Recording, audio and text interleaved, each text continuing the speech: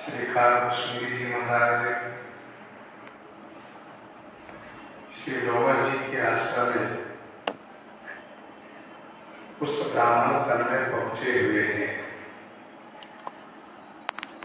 और सगुण ब्रह्म की आराधना पूछ रहे हैं।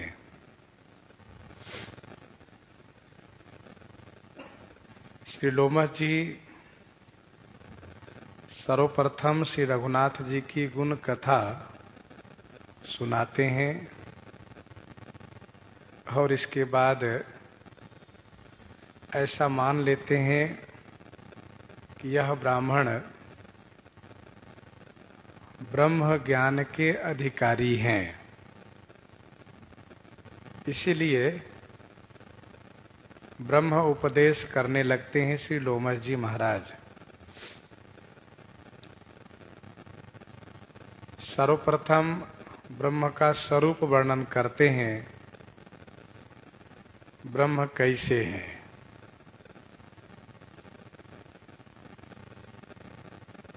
और इसके बाद कहते हैं कि वह तुम हो, उनमें और तुम में कोई भेद नहीं है। जिस प्रकार से बारी माने पानी में और बीची माने तरंग में कोई भेद नहीं होता है। जो पानी है वही तरंग है, जो तरंग है वही पानी है। उसी प्रकार से जो ब्रह्म है वही तुम हो, जो तुम हो वही ब्रह्म है। फिर दो नाम क्यों है, ब्रह्म और जीव क्यों? तो कहा जैसे पानी और तरंग दो नाम है, वैसे ही ब्रह्म और जीव दो नाम है।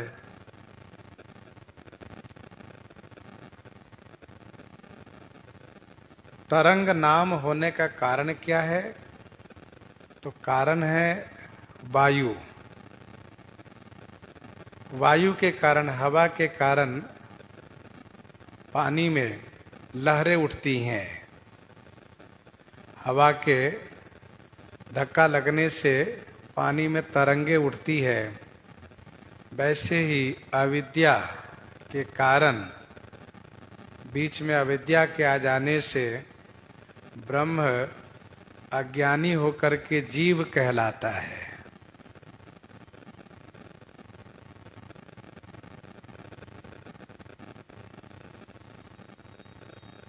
यदि हवा शांत हो जाए तो फिर तरंग का कोई नाम ही नहीं रहेगा। वैसे ही यदि अविद्या का अंत हो जाए तो फिर जीव का कोई नाम ही नहीं रहेगा।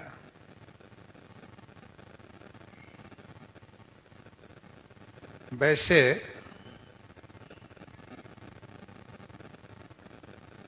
खटपदी स्तोत्र में आद्य जगत गुरु भगवान शंकराचार्य जी ने कहा है कि समुद्रो ही तरंगः क्वचन, समुद्रो ही तरंगः क्वचन, समुद्रो न तरंगः। अर्थात उन्होंने ये कहा कि समुद्र से तरंग हुआ है, तरंग से समुद्र नहीं हुआ है। वैसे ही ब्रह्म से जीव हुआ है, जीव से ब्रह्म नहीं हुआ है।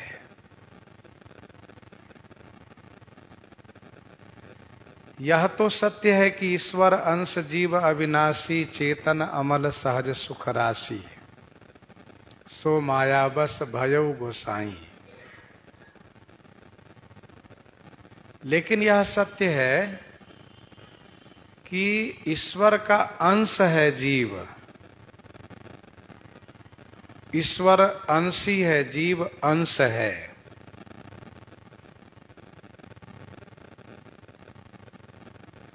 जिस प्रकार से समुद्र में अनेक तरंग हैं, अनेक लहरें हैं, उसी प्रकार से ब्रह्म से अनेक जीव हुए हैं। अनेक जीव है, समुद्र एक है, तरंग अनेक है, वैसे ही ब्रह्म एक है, जीव अनेक हैं। समुद्र में गंभीरता है, तरंगों में गंभीरता नहीं है। तो भगवान शंकराचार्य जी ने भी इस बात को समझाने का प्रयास किया है कि भाई जीव तो जीव है और ईश्वर ईश्वर है।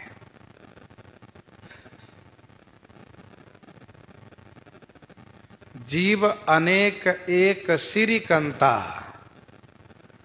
जीव अनेक है और श्रीकंत भगवान एक है।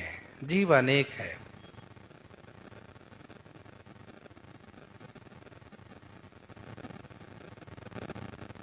जीव माया के अधीनस्थ है और वह माया ब्रह्म के अधीनस्थ है।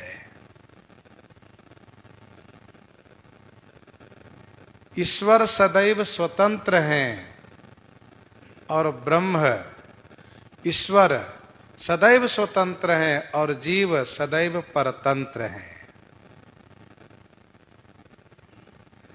इस प्रकार से शास्त्रों में बात स्पष्ट रूप से कही गई है।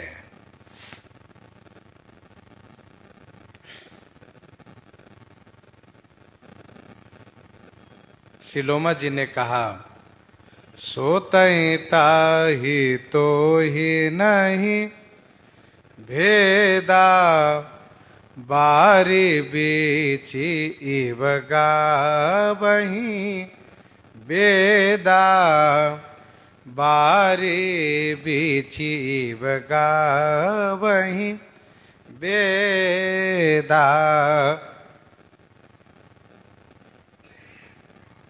परंतु विविध भांति मोहि मुनि समुझावा, विविध भांति मोहि मुनि समुझावा, निरगुण मत मम हृदय न आवा। विविध भांति मोहि मुनि समुझावा, निर्गुण मत मम हृदय न आवा।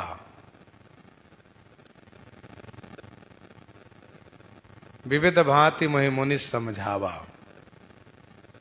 मुनि ने मोहि मुझे विविध भांति माने अनेक प्रकार से समझाए।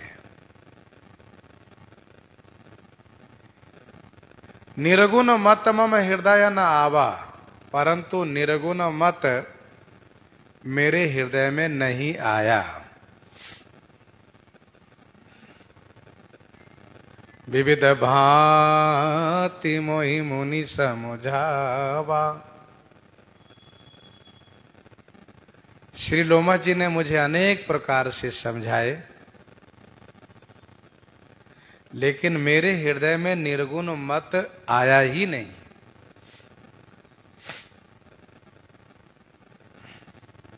गत दिवस हम लोग चर्चा कर रहे थे, छांदोग्य उपनिषद में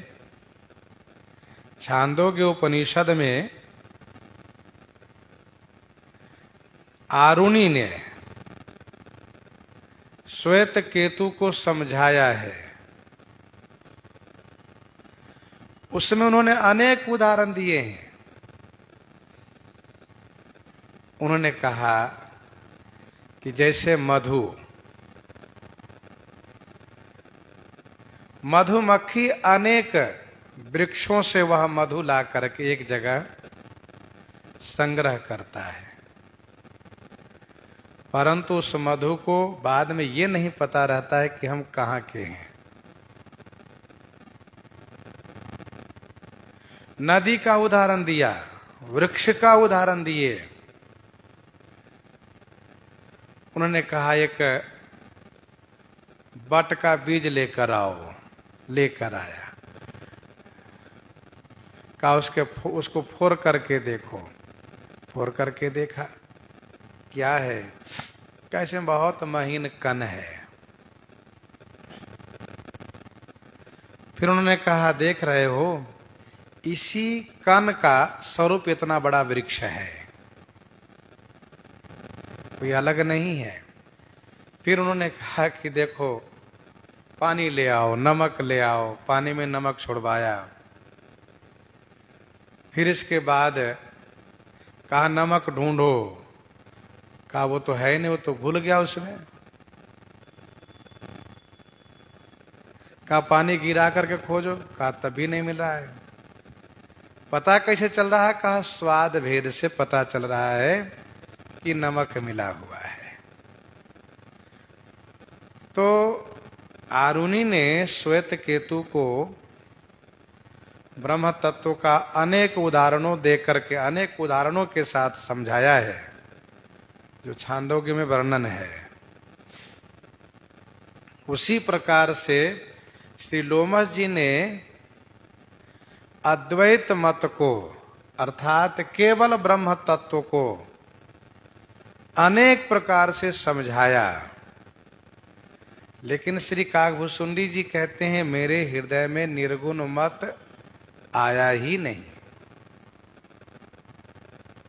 फिर तो पुण्य मैं कहूं नाई पद सीसा, पुण्य मैं कहूं नाई पद सीसा, सगुन उपासन कहु मुनीसा, सगुन उपासन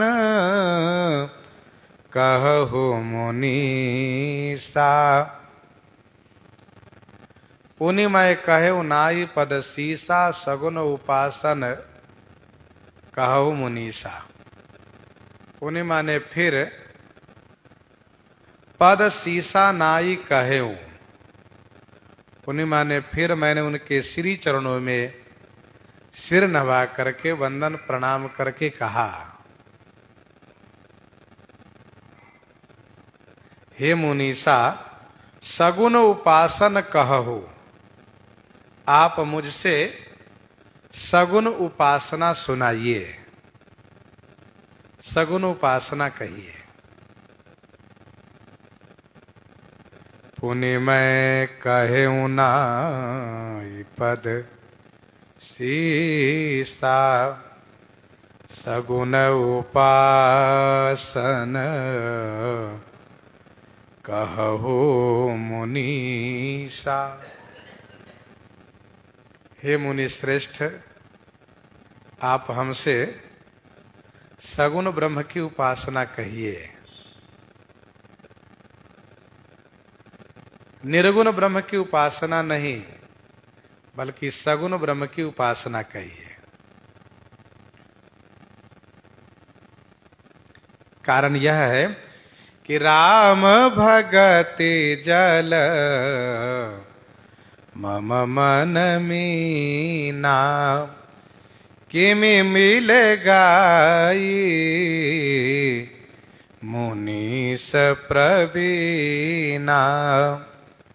राम भगति जल मम मन मीना, किमि बिल गाई मुनीस प्रवीणा। राम भगति जल मम मन मीना, किमि बिल गाई मुनीस प्रवीणा। श्री राम भक्ति जल है, और उस जल में मेरा मन, मीना माने मत्स्य है, मछली बन करके उसमें डूबा हुआ है। हे प्रवीणा मुनीश, प्रवीणा माने चतुर, मुनीश माने मुनि श्रेष्ठ, किमि बिलगाई, किमि माने कैसे आप उसे, बिलगाई माने अलग कर पाइएगा। क्या पानी से मछली को अलग कर देने से वह जीवित रह सकती है? अर्थात नहीं। आप प्रवीण हैं, आप चतुर हैं, इस बात को समझ सकते हैं महाराज। राम भगति जल मम मन मीना, किमि बिल गाई मुनीस प्रवीणा।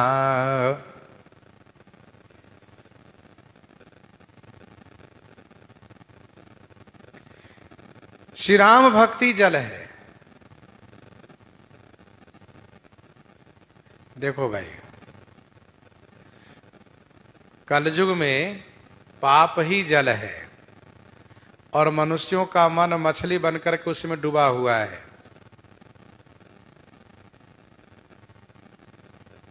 भक्त कहते हैं कि श्री राम भक्ति जल है जिसमें मेरा मन मत्स्य बन करके उसमें विहार कर रहा है, डूबा हुआ है।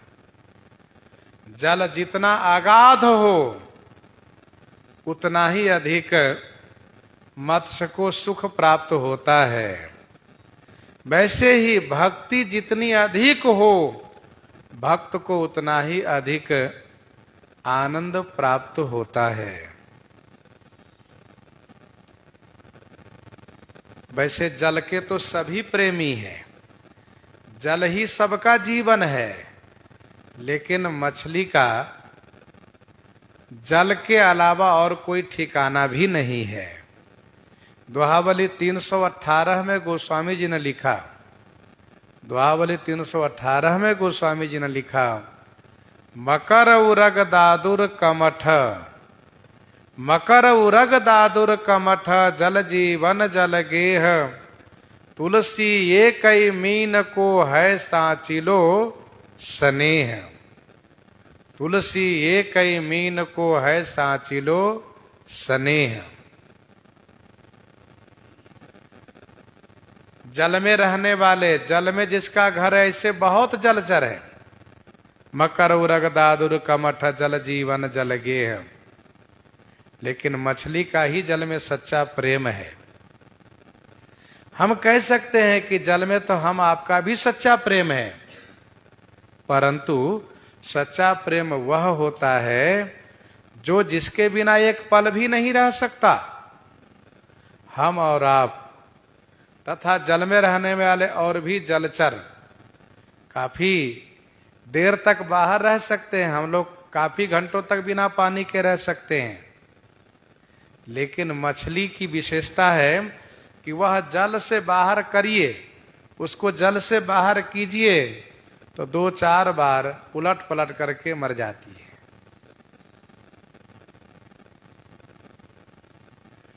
तभी तो श्री मनु जी महाराज ने श्री रघुनाथ जी से यह कहा, प्रभु मैं आपसे वरदान मांगता हूं, मनि बिनु फनी जिमि जल बिनु मीना,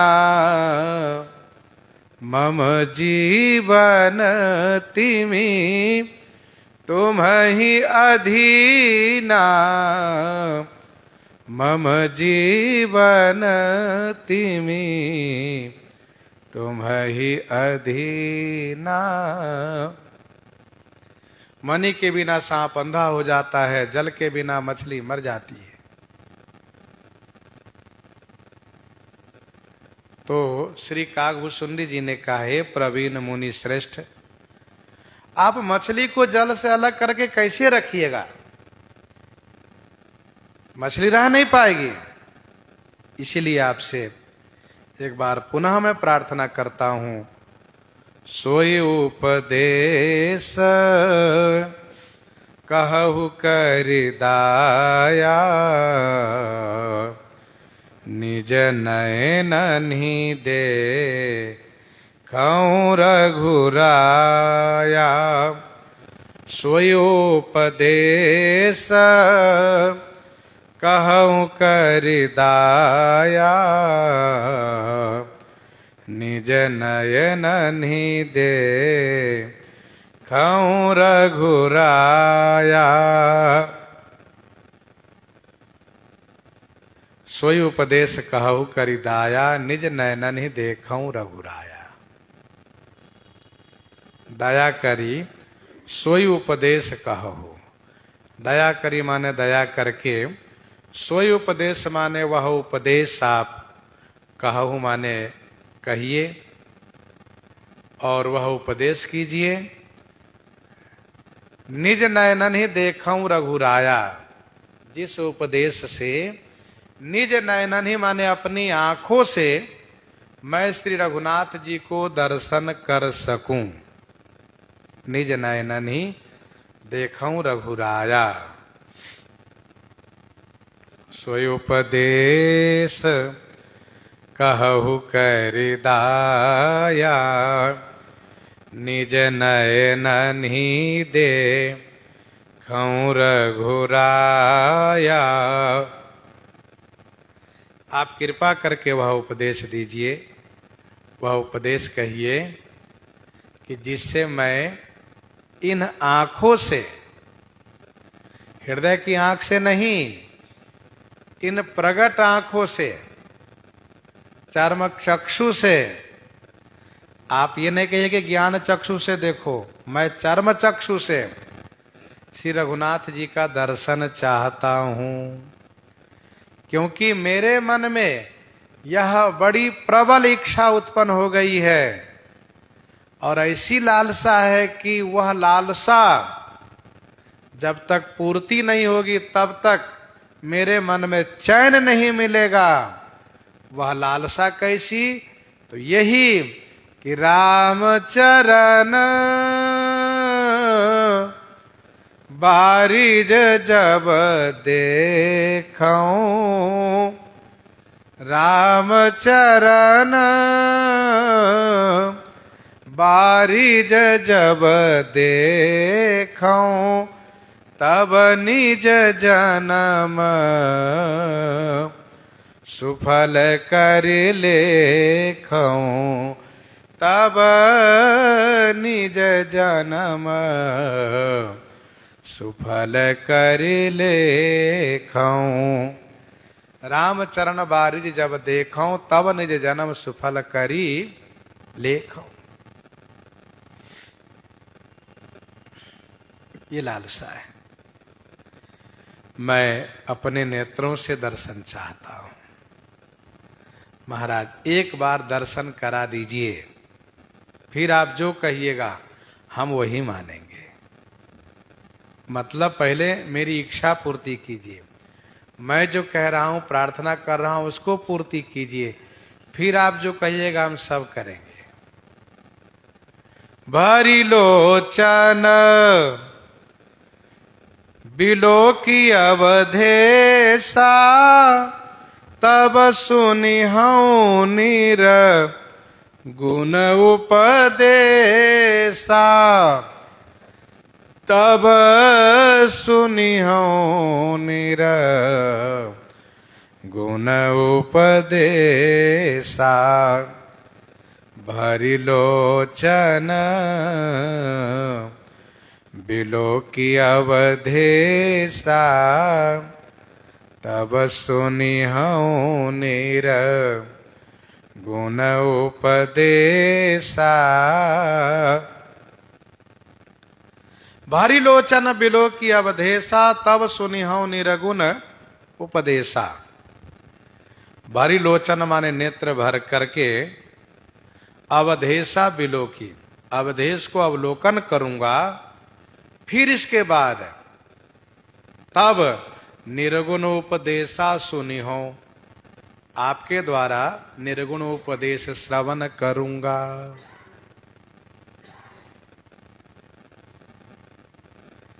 भरिलोचन बिलो की उपदेशा। जैसे कोई व्यक्ति कथा के प्रसंग को रोक करके और अपनी कविता को बार बार बड़ाई करता हो, तो जिज्ञासु श्रोता बड़ी विनम्रता के साथ कहता है, महाराज पहले उस प्रसंग को हो जाने दीजिए, प्रसंग सुना लीजिए, फिर बाद में हम कविता सुनते रहेंगे, बाद में हम लिख लेंगे। वैसे ही यहां पर श्री काकभूषुंडी जी ने कहा कि पहले श्री अवधेश का दर्शन हमें करा दीजिए, नेत्र भर करके श्री राम जी का दर्शन मैं कर लूं, फिर इसके बाद आप निर्गुण सुनाइएगा और मैं बैठ के सुनूंगा। तब सुनिहु निर्गुण उपदेशा, भरी लोचन बिलोकी अवधेशा, तब सुनिहु निर्गुण उपदेशा। ध्यान दीजिएगा, सगुण साकार के दर्शन में जो सुख है, उस सुख के सामने निर्गुण ध्यान का सुख बिल्कुल जीरो है। और यूं कहिए कि निर्गुण ब्रह्म का ध्यान नीरस है। प्रमाण गीतावली बालकांड 59 पद में गोस्वामी जी महाराज ने लिखा। गीतावली बालकांड 59 पद में ब्रह्मानंद हृदय दरस सुख लोये ननी, ब्रह्मानंद हृदय दरस सुख लोये ननी, अनुभय उभय सरस राम जाने, अनुभय उभय सरस राम जाने। जब श्री मिथिलेश जी ने दोनों का अनुभव किया तो सगुण साकार का प्रत्यक्ष दर्शन सुख को विशेष सरस समझा, और तभी तो उन्होंने कहा कि नहीं विलोकत अति अनुरागा, इन्हीं विलोकत अति अनुरागा, बरबस ब्रह्म सुख ही मन त्यागा, बरबस ब्रह्म सुख ही मन त्यागा, बरबस ब्रह्म सुख ही मन त्यागा।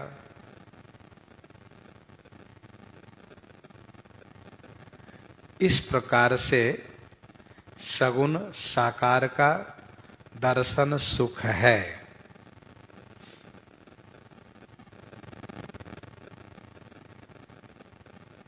नेत्र भर के दर्शन का सुख फिर कहना ही क्या है। भगवान से शिव से पूछिए तो वे कहते हैं भरी लोचन छवि सिंधु निहारी। मैंने नेत्र भर करके दर्शन किया, परिचय कहा नहीं, परिचय नहीं किया क्योंकि स्वामी की इच्छा नहीं थी। कुछ समय जानी न कीन चिन्हारी।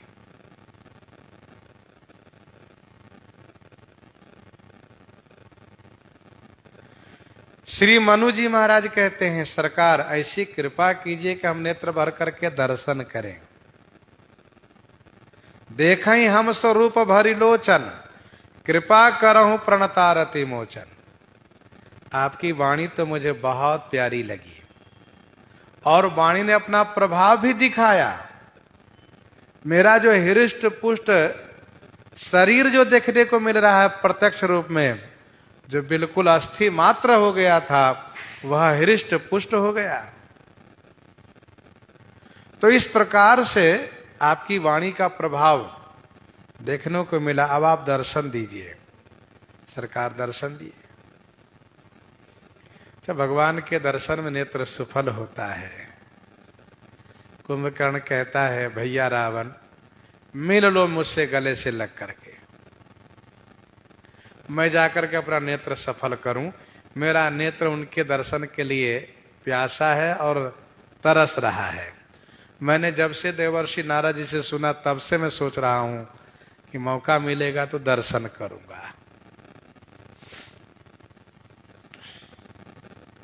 मारीच भी यही सोचता है।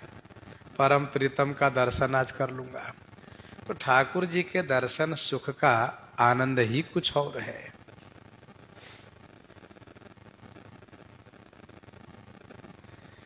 तो क्या श्री काकभूषुंडी जी महाराज सगुण साकार भगवान श्री रामचंद्र जी को दर्शन करने के बाद निर्गुण उपदेश लेने के लिए गए हैं? क्या निर्गुण ब्रह्म सुनने के लिए गए हैं? इसका उत्तर है नहीं। यह तो इनकी एक युक्ति है, जो कहते हैं तब सुनी हो निर्गुणोपदेशा।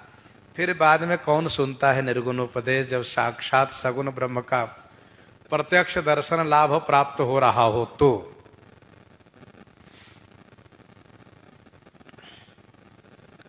दोहावली 251 में गोस्वामी जी ने लिखा, ज्ञान का अज्ञान बिनु तम बिनु कहि प्रकाश, निर्गुण कहि जो सगुण बिनु,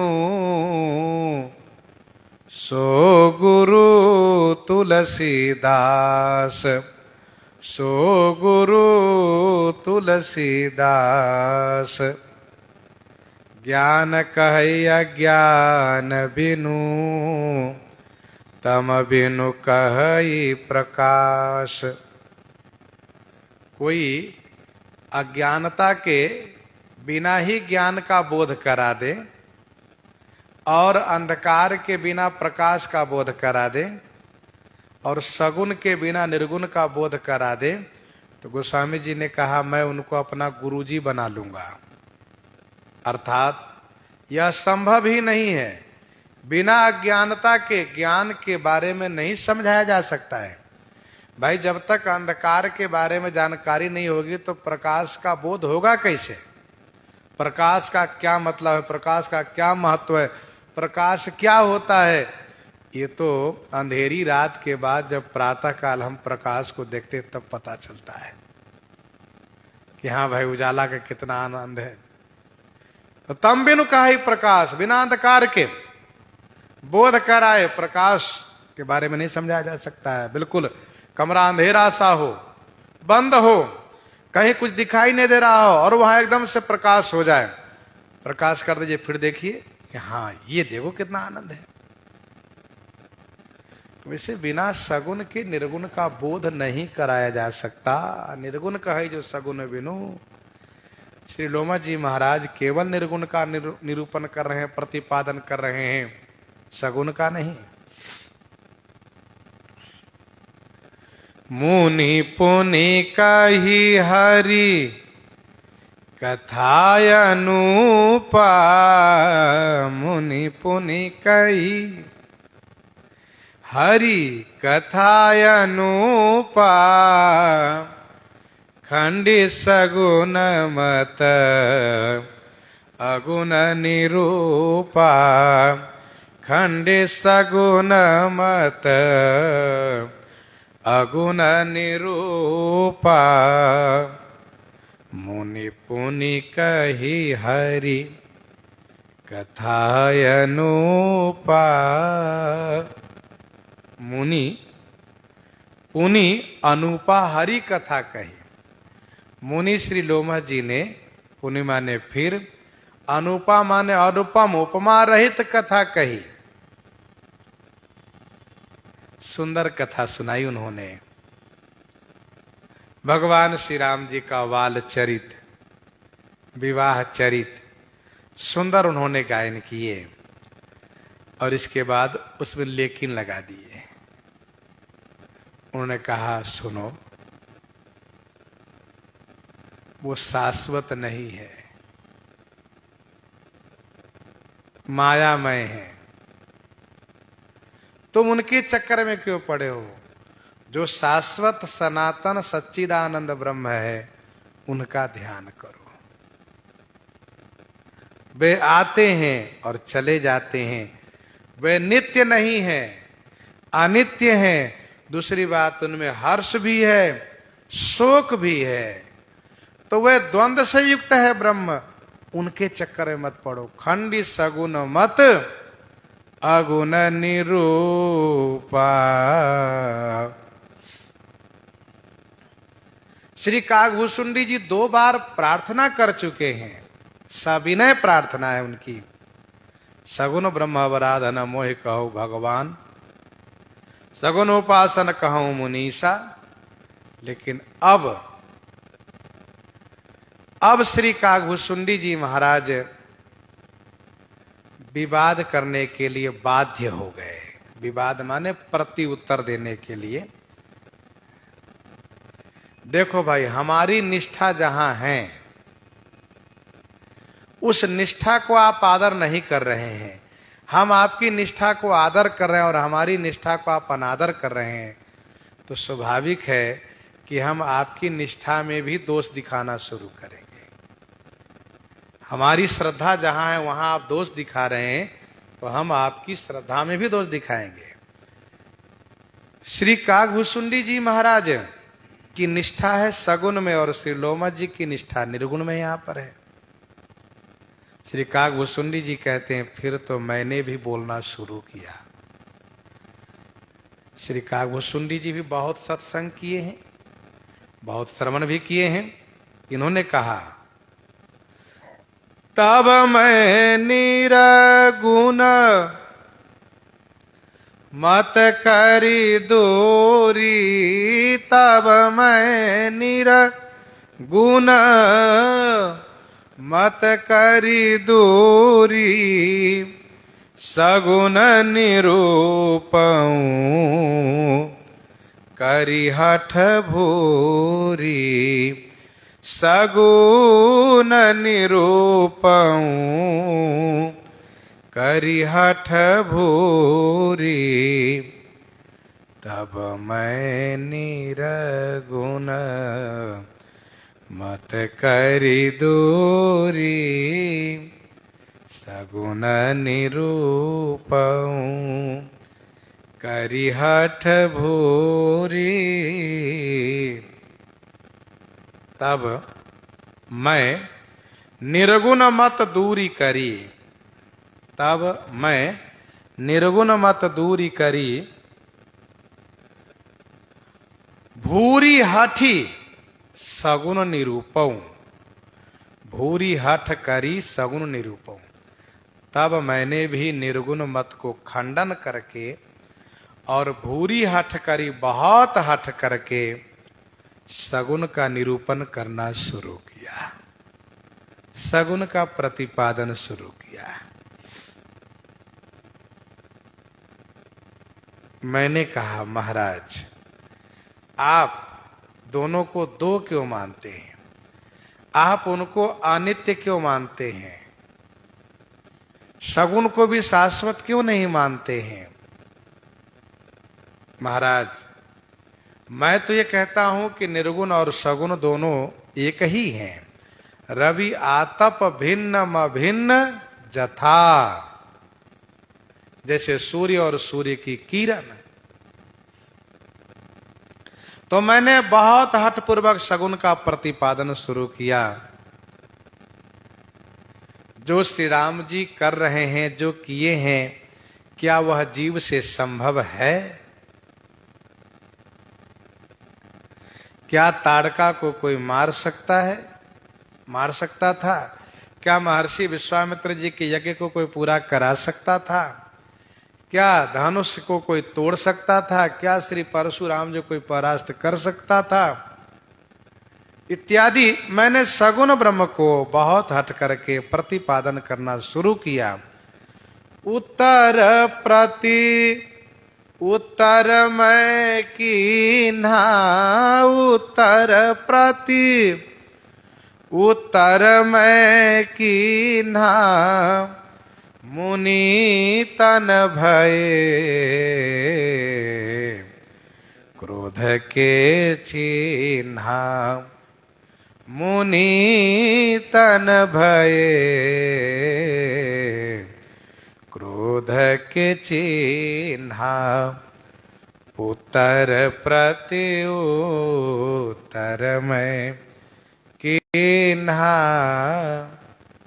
मैं उत्तर प्रति उत्तर किन्हा, मैंने उत्तर प्रति उत्तर किया तो मुनि तन भय क्रोध के चिन्ह, मुनि के तन में क्रोध का चिन्ह प्रकट हो गया। मैंने कहा महाराज आपको गुस्सा आ रही है? कहा नहीं नहीं गुस्सा तो नहीं, लेकिन अब तुम कह रहे हो तो गुस्सा आ रही है। मुनि तन भय क्रोध के चिन्ह, मैंने उत्तर प्रति उत्तर किया तो महाराज के शरीर में क्रोध का चिन्ह दिखने लगा, बाहें टेढ़ी दिखने लगी, ओठ फड़कने लगा तथा शरीर का रक्त विशेष लाल होने लगा। मैं समझ लिया कि अब महाराज को गुस्सा लग रही है। क्यों? क्योंकि मैंने इनकी बात नहीं मानी है, और मैं मानता भी कैसे? मेरी जो मांग है सविनय मैंने मांग किया और उसका विरोध करते हैं, उसका खंडन करते हैं, दोष दिखाते हैं। तो मैं तो क्रोध पूर्वक नहीं, मैं तो एक प्रेम पूर्वक ही कहा कि महाराज उत्तर प्रति उत्तर में कीन्हा मुनितन भय क्रोध के चिन्ह। मैंने पूछा महाराज माया को ब्रह्म ग्रहण करता है? माया को ब्रह्म ग्रहण करता है कि माया ब्रह्म को? माया को ब्रह्म ग्रहण करता है कि माया ब्रह्म को? आप बताइए महाराज। तब उन्होंने कहा कि माया जड़ है। माया जड़ है। मैंने कहा जब वो माया जड़ है तो फिर वह ब्रह्म को ग्रहण कैसे करेगी?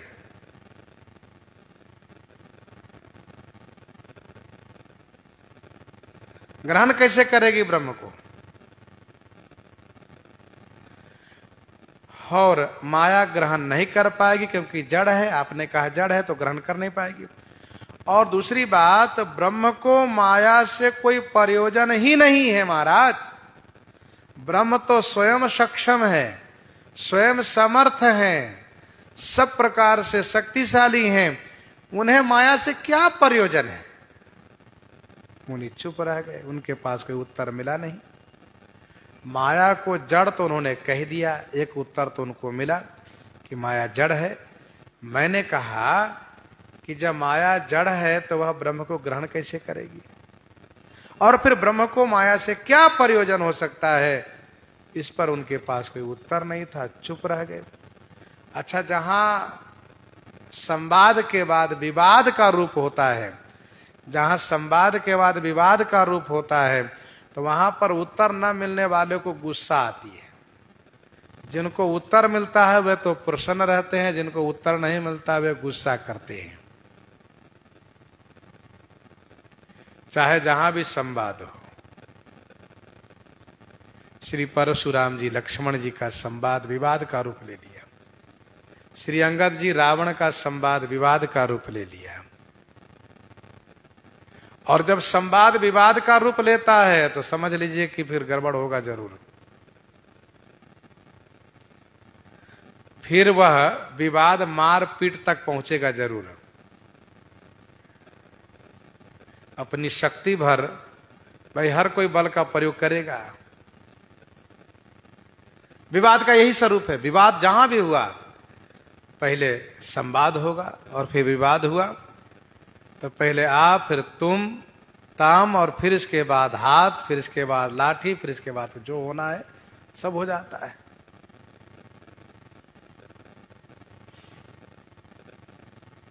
बाबा चुप हो गए। दूसरा, मैंने कहा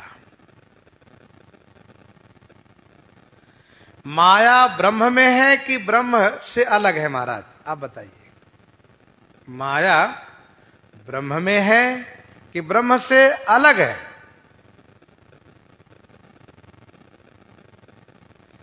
महाराज एक और निवेदन है, यदि माया ब्रह्म में है तो हमारे में भी है। यदि माया ब्रह्म में है तो हमारे में भी है। इस बात को ब्रह्म जानता है कि नहीं? और यदि जानता है तो वह ज्ञानवान है, और नहीं जानता है तो अंगीकार कैसे करता है?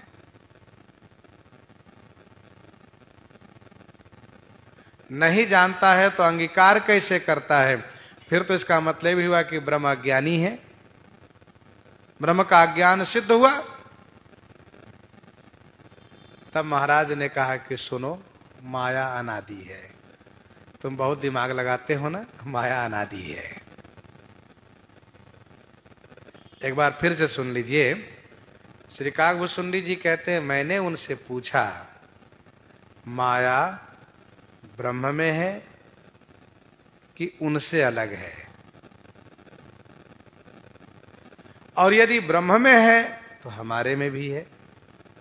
ब्रह्म में माया है तो हमारे में भी है कि नहीं? पहले बताइए। बाबा कह रहे हैं आगे बोलो। तब इन्होंने कहा, इस बात को ब्रह्म जानता है कि नहीं? यदि जानता है तो ब्रह्म ज्ञानी है, ब्रह्म ज्ञानवान है। नहीं जानता है तो फिर अंगीकार कैसे किया? अंगीकार कैसे करता ब्रह्म माया को? और इसका मतलब यह है कि यदि वह जानता नहीं है तो अज्ञानी भी है ब्रह्म। तब उन्होंने कहा कि माया अनादि है।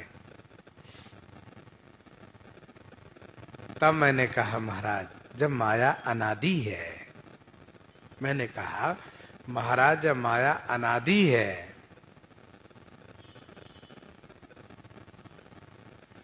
तो ब्रह्म भी अनादि है। कहां ब्रह्म अनादि है?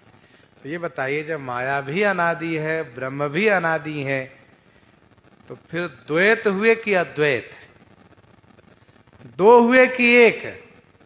आप बताइए, द्वैत हुए कि अद्वैत? इसे तो स्पष्ट हुआ कि द्वैत है, दो है, एक नहीं है। बाबा चुप रह गए। अब क्या बोले इसके आगे? फिर श्री काकभूषुंडी जी ने कहा, महाराज मेरा एक और प्रश्न है आपसे कि माया ब्रह्म में प्रतिबिंबित है, माया ब्रह्म में प्रतिबिंबित है। मैं आपसे जानना चाहता हूं कि प्रतिबिंब साकार का होता है कि निराकार का? प्रतिबिंब किसका होता है, साकार का होता है कि निराकार का? आप बताइए महाराज।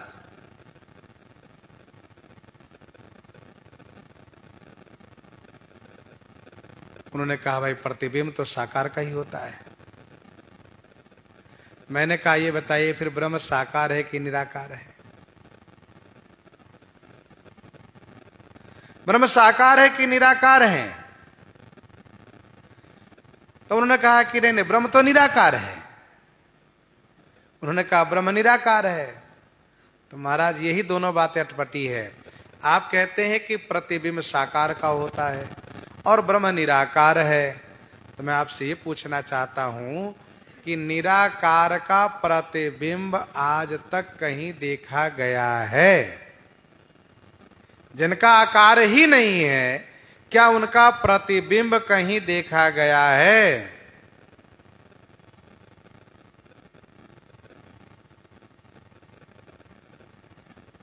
तब उन्होंने कहा नहीं।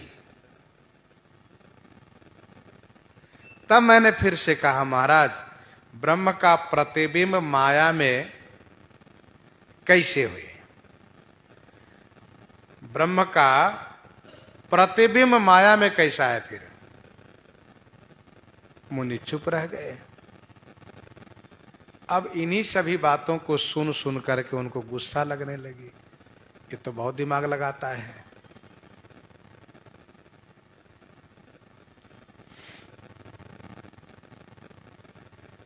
मुनि तन भय क्रोध के चिन्ह, मुनि के शरीर में क्रोध का चिन्ह प्रकट हो गया। जैसे माखे लखन कुटिल भई भौहें, रदपट फरकत नयन रिसोहें। वैसे श्री कागभूषुंडी जी श्री गरुड़ जी से अपनी ओर इस बात को कह रहे हैं कि हे पक्षीराज, क्रोध बड़े बड़े को भी हो जाता है। सुनु प्रभु बहुत अवज्ञा किए, उपज क्रोध ज्ञान इनके ही ये। सुनु प्रभु बहुत अवज्ञा किए, उपज क्रोध ज्ञान इनके ही ये। सुनो प्रभु बहुत अवज्ञा किए, उपज क्रोध ज्ञान इनके ही ये।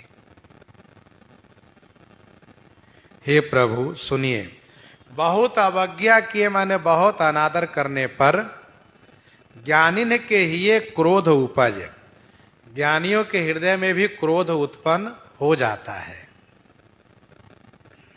हे प्रभु, बहुत अवज्ञा करने पर, बहुत अनादर करने पर ज्ञानियों के हृदय में भी क्रोध उत्पन्न अवश्य हो जाता है। उपज क्रोध ज्ञानिन के ही है। अवज्ञा माने अनादर, अपमान करने पर ज्ञानी के हृदय में भी क्रोध उत्पन्न हो जाता है। उपज क्रोध ज्ञानिन के ही है। समत्व भाव तभी आता है जब विज्ञान हो। बिनु विज्ञान की समता आवई, बिनु विज्ञान की समता आवई।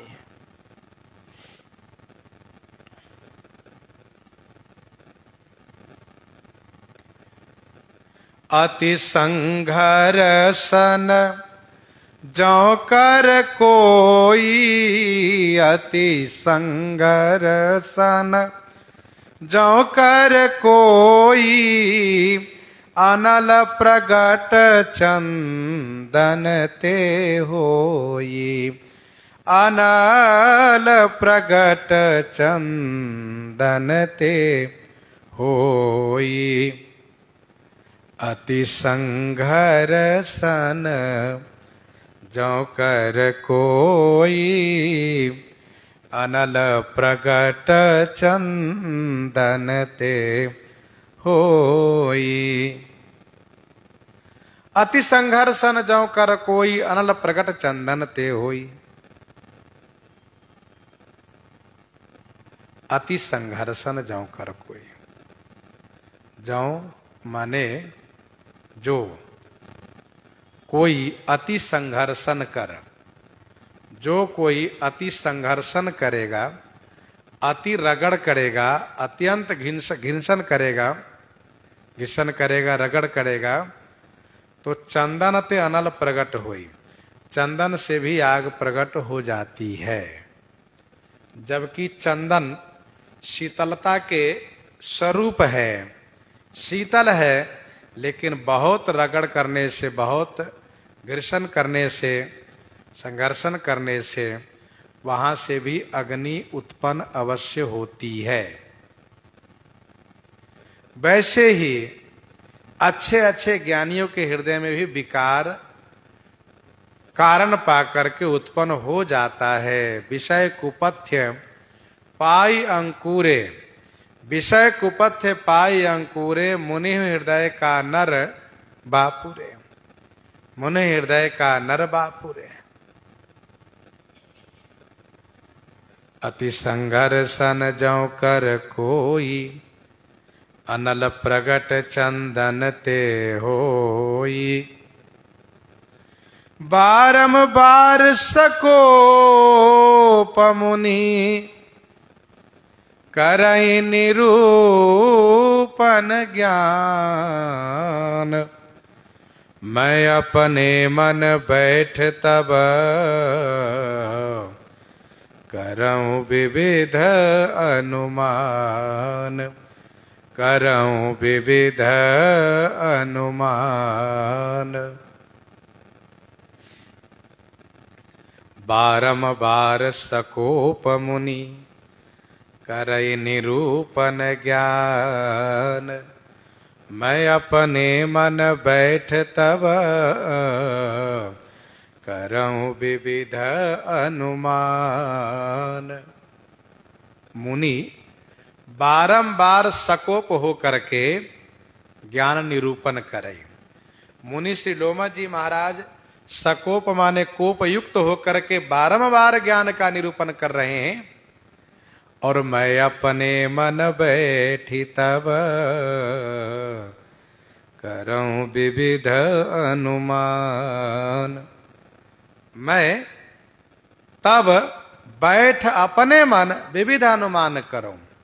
मैं बैठा हुआ तब अपने मन से विविध माने अनेक अनुमान करने लगा, अनुमान करना शुरू किया। ये कैसे हुआ, इसके बिना ये कैसे हो सकता है। तो श्री काकभुसुंडी जी महाराज विविध अनुमान कर रहे हैं। प्रसंग को हम आप यहीं पर हृदयंगम करते हैं। आइए श्रवण करते हैं श्री भक्तमाल जी से। श्री राम नाम के गर्जन हो जाए संत भगवान से।